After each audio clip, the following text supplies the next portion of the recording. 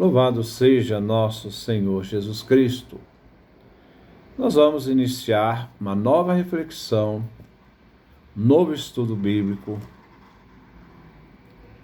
sobre o estudo do Eclesiastes, o Coelet. É o nosso primeiro encontro. Vai ser bem rápido essa introdução, para que nós possamos depois começar já diretamente no texto.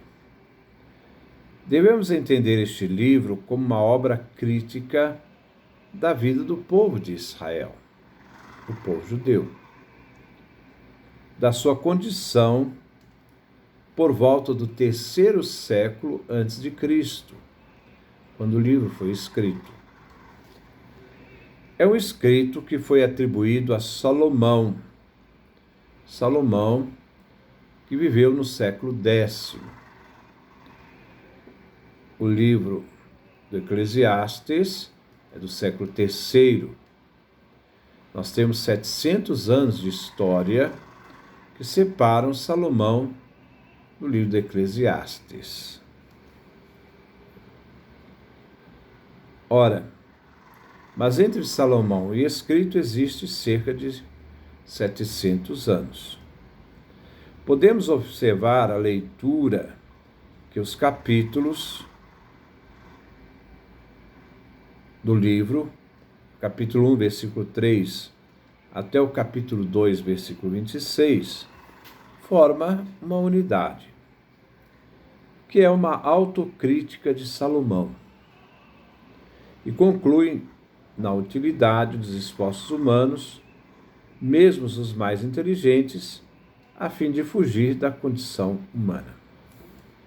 Neste período, vemos a Judéia e toda a Palestina como a colônia do Império Grego, dos Ptolomeus, os Ptolomeus que herdaram a parte do Império de Alexandre Magno, morreu no ano 323 a.C. Nós vemos então esse território submetido aos reis Ptolomeus, do qual Israel, os judeus, pagavam pesados tributos ao imperador. Esses impostos eram arrecadados pela família de Tobíadas, que controlava a economia e toda a política interna. Dentro deste contexto de exploração da terra de Israel, uma exploração interna e externa, nesse tempo dos Ptolomeus, é que se escreveu, então, esta obra. Diante desta realidade de exploração e sufoco para o povo da Palestina, que deixava os judeus na esperança de um futuro melhor, mas eles viviam no mundo sem perspectivas e horizontes não muito claros, horizontes não claros, é que o autor procura fazer uma avaliação da condição do ser humano. Esta obra é uma obra de um único autor. Coloca então o nosso escritor numa discussão consigo mesmo. É quase uma espécie de solilóquio. Ele cita opiniões citadas e também as critica.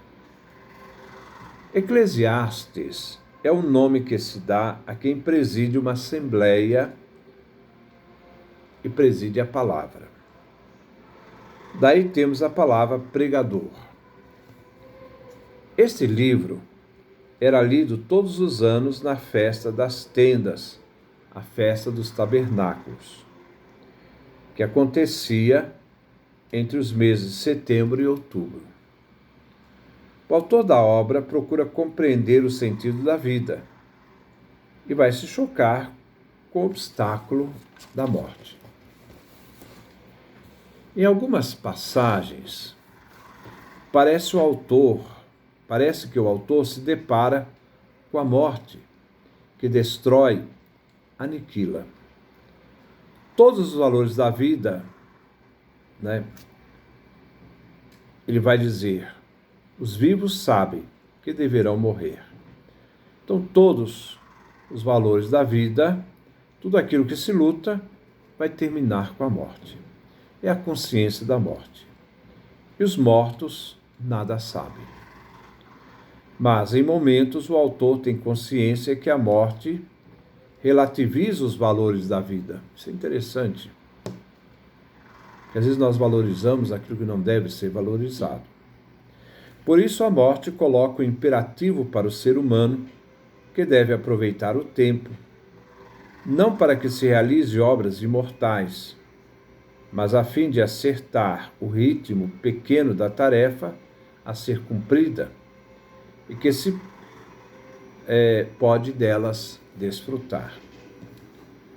O autor se depara na vida humana com situações de injustiças e opressões que conduz o ser humano a situações dolorosas. Ele vê o poder absoluto estabelecido para o mal do homem. Tudo acaba por ser experiências e consciências decepcionantes. A ciência, a riqueza, o amor e até a própria vida. E o fim conduz o ser humano. O ser humano é conduzido à velhice e à morte, que vai atingir a todos de igual forma, sejam eles sábios ou loucos, insanos, ricos ou pobres, animais ou seres humanos. No fundo, a questão que o autor coloca é a questão de Jó. Esses dois livros expressam a sabedoria. Bem e o mal têm sua pena aqui na terra? A resposta dele será negativa. Assim, o mistério do após-morte o atormenta, e ele não encontra nenhuma solução para a mansão dos mortos, isto é, Sheol, o Hades. Ele vê isso no livro de Eclesiastes, capítulo 3, versículo 21, capítulo 9, versículo 10º, capítulo 12, versículo 7º. Ele tem consciência da liberdade total de Deus. Isso também está no discurso de Jó, que não tem de prestar contas. Nós encontramos isso também no livro de Eclesiastes, capítulo 3, versículo 11, no versículo 14, do capítulo 7º a versículo 13. E que devemos aceitar a sua mão. Devemos respeitar e aceitar da mão divina tanto as provações como as alegrias. Livro de Eclesiastes, capítulo 7º, versículo 14. Este escrito foi redigido antes da Guerra dos Macabeus, quando a Palestina foi atingida por uma corrente humanista da sabedoria grega. Ainda o povo judeu não vivia o despertar da fé e a esperança diante de uma tentativa do holocausto realizado por Antíoco IV no tempo dos Macabeus. Assim, este livro do Eclesiastes é um tempo de destruir e construir. Um convite a destruir uma falsa concepção da pessoa divina e da vida humana, de construir nova concepção da vida humana como dom divino, para poder participar da vida com justiça e fraternidade, e assim, tendo acesso à felicidade, em usufruir a vida presente, que vivida com intensidade, é a própria eternidade. Alguns místicos dizem: viver cada dia e cada momento eterno, eterno. Cada segundo da nossa vida é uma realidade, nós devemos perceber a eternidade que está naquele momento. Este é um livro que faz parte dos livros sapienciais. Foi escrito em hebraico, mas repleto de aramaísmos, língua que foi falada pelo povo de Israel. Essa língua eles aprenderam na Babilônia, é da Babilônia que veio o aramaico, e se tornou a língua falada do povo de Israel. Vamos então lembrar também que Jesus falava o aramaico, né? A língua da sinagoga era hebraico ou grego, ou grega, né? Mas, depois do ano 100 depois de Cristo, a única Bíblia válida e o texto válido é o texto em hebraico. Vamos então, versículo por versículo, compreender este escrito sapiencial da Sagrada Escritura.